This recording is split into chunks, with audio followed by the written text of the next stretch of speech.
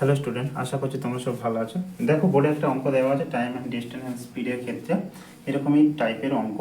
দেখো তোমার 2020-তে West Bengal police constable main পরীক্ষাতে এসেছিল। তো কি বলছে, একটি গাড়ি তার প্রকৃত গতিবেগের 1/4 গতিতে 42 কিমি পথ 1 ঘন্টা 40 মিনিট 48 সেকেন্ডে অতিক্রম করলে গাড়িটির প্রকৃত গতিবেগ কত। এখানে এই অঙ্ক করার আগে তোমাকে মেন জানতে হবে এই 1 ঘন্টা 40 মিনিট 48 সেকেন্ডটাকে ঘন্টাতে নিয়ে আসো।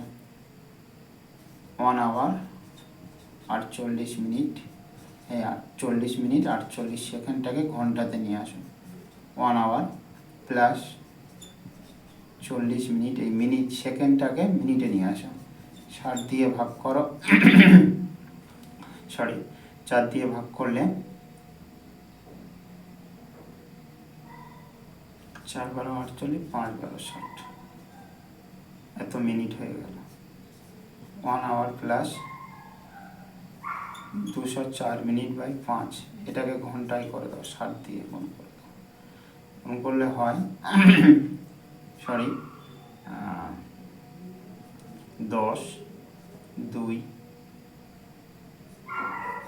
30 51 15 17 3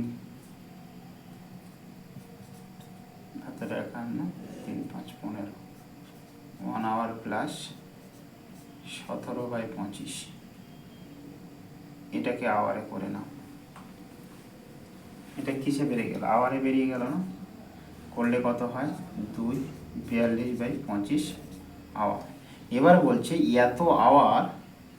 এত আওয়ারে কত যাচ্ছে? 42 কিমি পথ যাচ্ছে 42 কিমি পথ।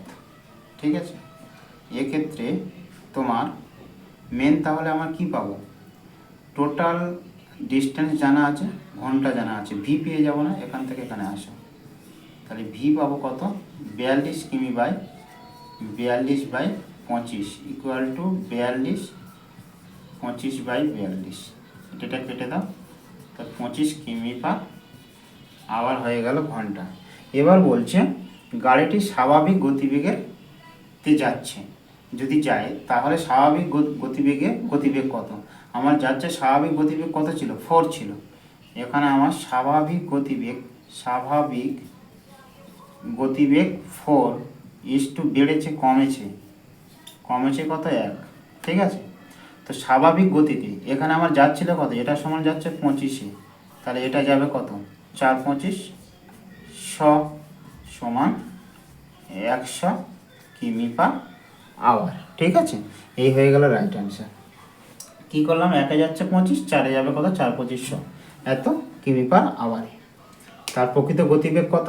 এত কিমি পার আওয়ার হয়ে গেল রাইট অ্যান্সার। ঠিক আছে, চলো টাটা।